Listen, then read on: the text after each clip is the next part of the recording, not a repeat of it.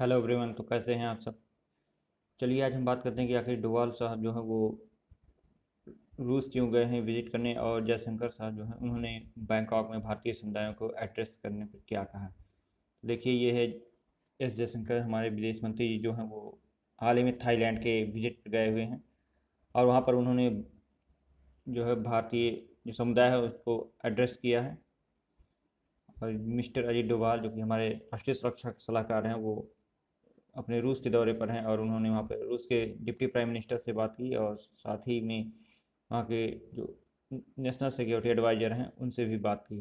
तो देखिए जो राष्ट्र एनएससी अजीत डोभाल हैं वो बुधवार को मॉस्को में अपने रूसी समकक्ष निकोलाई पेत्रुशेव के साथ बायलैटरल, रीजनल और जो ग्लोबल इश्यूज हैं उन पर बातचीत की। साथ में रूस की ओर से जारी बयान में बताया गया कि दोनों पक्षों के बीच जो सुरक्षा के क्षेत्र में द्विपक्षीय सहयोग पर भी चर्चा की गई है। ठीक। तो दोनों देश है ना वो अपने सुरक्षा के लिए जो है एक दूसरे पर काफ़ी ज़्यादा डिपेंडेंट रहते हैं। साथ में जो भारत और रूसी साझेदारी ये काफ़ी पुरानी भी है, और दोनों ही एक दूसरे के लिए प्रगतिशील विकास पर ध्यान देते हैं। तो वार्ता के दौरान जो समग्र द्विपक्षीय रणनीतिक सहयोग के विभिन्न पहलुओं और अफगानिस्तान की स्थिति पर विशेष रूप से चर्चा हुई। देखिए भारत ने अभी तक जो है रशिया यूक्रेन युद्ध की जो है ये निंदा नहीं की है, क्योंकि रशिया ने उस पर आक्रमण किया है, उसकी भारत ने कोई निंदा नहीं की है। और भारत जो है रूस से इसमें कच्चा तेल आयात भी कर रहा है, और अप्रैल के बाद जो ऐसा माना जाता है कि भारत 50 गुना से अधिक जो है जो ऑयल है वो इम्पोर्ट कर रहा है। और साथ में जो विदेश से आयातित कच्चे तेल का 10% था वो अब काफ़ी ज़्यादा बढ़ रहा है। यह यात्रा ऐसे वक्त में हुई है जब संघर्ष के यूक्रेन संघर्ष के बीच भारत ऊर्जा सुरक्षा सहित कई मुद्दों पर रूस के साथ लगातार बातचीत कर रहा है। एक यूएस मीडिया रिपोर्ट में बताया गया कि जो है जून में ना इंडिया ने जो है सऊदी अरब से जो है तेल लेने की जो मात्रा थी उससे कम करके जो है रूस के ऊपर अपनी डिपेंडेंसी बढ़ा दी है, जिसके कारण जो रूस जो है सऊदी अरब को पीछे करके भारत को कच्चे तेल का जो सबसे बड़ा आपूर्तिकर्ता बन गया है। भारत ने यह सुनिश्चित किया कि मॉस्को से उसका तेल आयात उसकी ऊर्जा जरूरतों से निष्कास के अनुसार होगा। और जो देखिए यहाँ पे जो सबसे बड़ी बात है ना वो ये है कि जो भारत के में जितने भी लोग हैं वो इतनी उच्च ऊर्जा वाले मतलब उच्च कीमतों वाले जो है ऊर्जा जो संसाधन है उनका उपयोग नहीं कर सकते। इसीलिए जो है इस पर जो है बैंकॉक में भारतीय समुदाय को संबोधित करते हुए जयशंकर जी जो हमारे के विदेश मंत्री विदेश मामलों के मंत्री हैं उन्होंने बताया कि रूस यूक्रेन युद्ध के कारण दुनिया भर में ऊर्जा की कीमतों में वृद्धि काफ़ी हुई है, लेकिन उन्होंने ये कहा कि रूस से भारत के लिए कच्चे तेल की आयात को हम सर्वश्रेष्ठ सौदा बताते हैं, क्योंकि हम भारतीय हितों के बारे में ईमानदार हैं और बहुत ही खुले रूप में इस पर चर्चा करते हैं। हम ऐसे देश की बात कर रहे हैं जिसकी प्रति व्यक्ति आय 2000 यूएस डॉलर से कम है, और ये लोग इतनी उच्च कीमत वाली ऊर्जा को वहन नहीं कर सकते।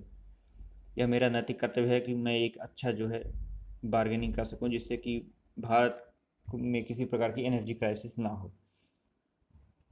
और जो रूस के प्रधानमंत्री हैं वो इंडस्ट्री मिनिस्टर भी हैं वहाँ के रशिया के। तो जो हमारे एन एस डोवाल जी रूस के दौरे पर पहुँचे हैं तो उन्होंने बताया गुरुवार को रूस के उप प्रधानमंत्री डेनिस मांतुरोव से भी मुलाकात की। इसके अलावा उनकी रूस के N S A Nikolai Patrushev से भी वार्तालाप हुई है। लेकिन डोभाल के यह जो दौरा है ना उस पर चीन और पाकिस्तान की दोनों की नज़रें टिकी हुई हैं। डोभाल का रूस के एनएसए के अलावा वहाँ के डिप्टी पीएम के साथ जो मुलाकात करने का ही एक खास कारण बताया जा रहा है। ऐसा माना जा रहा है कि जो डेनिस मोंतरो डिप्टी पीएम है रशिया के, वो इस समय वहाँ के इंडस्ट्री व ट्रेड मिनिस्टर भी हैं। उन्होंने डोभाल के साथ बैठक में inter governmental Russian Indian commission for trade economic scientific technological and cultural cooperation के रूसी चेयरमैन की हैसियत से हिस्सा लिया था। इस दौरान दोनों देशों के बीच व्यापारिक रिश्तों पर जो बातचीत हुई उसमें ऐसा माना जा रहा है कि वो अपने परस्पर हित के बारे में भी चर्चा करेंगे और एक दूसरे के क्षेत्र पर भी ध्यान देंगे। दोनों ही देश जो है ना वो अफगानिस्तान में अपने हित तलाश रहे हैं, इसलिए यह कूटनीतिक दौरा दोनों के लिए जो है काफ़ी ज़्यादा अहम साबित हो सकता है। ये भारत रशिया के जो संबंध है वो काफ़ी पुराने हैं और इसका एक लंबा इतिहास रहा है, लेकिन पिछले कुछ वर्षों में दोनों के संबंधों में कुछ जो है कमी आई है। ऐसा कहा जा सकता है कि जो कमी नहीं आई, या फिर दोनों के रिश्तों में अब पहले जैसा उतना फिर भी एक तरफ जो रूस का झुकाव जो है चीन और पाकिस्तान जैसे देश की तरफ बढ़ा है जो कि भारत के धुर विरोधी हैं, और दूसरा भारत भी अब अमेरिकी खेमे की तरफ खिसक रहा है। लेकिन जो यूक्रेन जंग के बाद बदलती वैश्विक परिस्थितियों में भारत एक और रूस एक बार फिर एक साथ माने जा रहे हैं। माना जा रहा है कि जो Indian prime minister Narendra Modi हैं, उन्होंने अपने सबसे अहम कूटनीतिज्ञ को रूस के दौरे पर जो भेजा है, इसलिए कि जिससे कि जो बीच में जो इंटरमीडिएट मतलब हमारा जो रशिया के साथ कुछ जो कनेक्शन ऐसा लग रहा था कि ये हो सकता है कुछ प्रभावित हो, तो उस पर उसे मेंटेनेंस करने के लिए उन्होंने अजीत डोभाल जी को भेजा हुआ है। इस दौरे का सबसे अहम मुद्दा अफगानिस्तान है, जहाँ पर चीन की लगातार बढ़ती ही सक्रियता से भारत और रूस दोनों सशंकित हैं। देखिए, जो अफगानिस्तान है ना, वो मध्य एशिया का प्रवेश द्वार माना जाता है। साथ ही में भारत अफगानिस्तान में करीब 23,000 करोड़ रुपए का निवेश है, जो तालिबान की सत्ता में आने के बाद संकट में फंसा हुआ है। और भारत जो है वो चूँकि रूस के संबंध इस समय अफगानिस्तान में तालिबान सरकार के साथ अच्छे हैं, इससे माना जा रहा है कि दोनों एक दूसरे की सहायता कर सकते हैं अफगानिस्तान में। रूस भी अफगानिस्तान में मौजूद लाखों करोड़ रुपए के जो वहाँ पे खनिज है ना, मिनरल्स, रॉ मटेरियल्स, उन पर नजर गड़ाए हुए हैं, जिससे कि उसे भी अपनी इंडस्ट्री में काफ़ी ज़्यादा लाभ हो सकता है, रशिया को भी। अब चीन और पाकिस्तान की टेंशन क्यों बढ़ गई इससे? तो देखिए, चीन और पाकिस्तान की टेंशन इसलिए बढ़ रही है कि पाकिस्तान के संबंध जो है ना, पिछले कुछ दिनों से तालिबान के साथ अच्छे नहीं हैं। दोनों के बीच कई बार झड़प हो चुकी है। साथ ही में कुछ दिन पहले जो है सैन्य स्तर तक की जो भी झड़प हो चुकी थी तालिबान और पाकिस्तान के बीच। और जो पाकिस्तान का संबंध वो रूस से भी अपने संबंध बढ़ाने चाहता है धीरे धीरे, लेकिन जो भारत के जो यह दौरा होगा भारत के एनएसए का, वो हो सकता है कि पाकिस्तान का जो रशिया से संबंध है उसमें कुछ दखल भी दे सकता है, जिससे कि वह रशिया और पाकिस्तान के जो संबंध है वो भारत के द्वारा प्रभावित किए जा सकते हैं। और दूसरा जो माना जा रहा है, पाकिस्तान की टेंशन इसलिए बढ़ी है कि चीन अपने जो सिल्क रूट यानी belt and road initiative BRI है ना, उसका जो हिस्सा है वो पाकिस्तान में बन रहे CPEC को आगे बढ़ाकर अफगानिस्तान को भी इसमें शामिल करना चाहता है। इससे चीन की यूरोप की जो पहुंच है ना, वो सीधी हो जाएगी डायरेक्टली, और उसके द्वारा जो है दुनिया की रॉ मटेरियल फैक्ट्री कहे जाने वाले अफगानिस्तान तक हो जाएगी, और जो कि इसके लिए काफ़ी ज़्यादा फ़ायदेमंद है।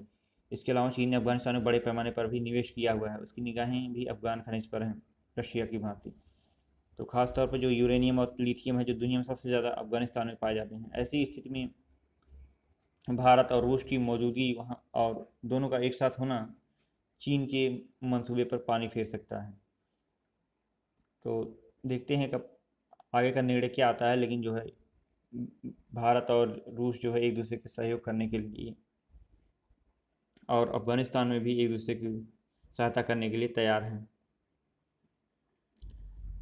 तो इसी मामले में जो है एक रशिया ने ये भी कहा था कि वो जो है भारत का पश्चिमी गुटों के साथ जो है संबंधों में जो नई स्थिति आई है उससे काफ़ी ज़्यादा चिंतित है। तो इस पर जो है मिस्टर अजीत डोभाल ने, जो हमारे NSA, उन्होंने साफ तरीके से कहा कि जो है भारत भी रूस का जो चीन के साथ रिश्ता बढ़ रहा है, नो लिमिट रिश्ता है, उससे भी काफ़ी ज़्यादा चिंतित है। तो इस तरह से उन्होंने एक तरह से सीधा जवाब भी दिया, और साथ में वो ऐसा माना जा रहा है कि जो अजीत डोभाल जी है वो भारत और रूस के रिश्तों में पुनः एक विश्वसनीयता ला सकते हैं। तो आज के लिए इतना ही। जय हिंद।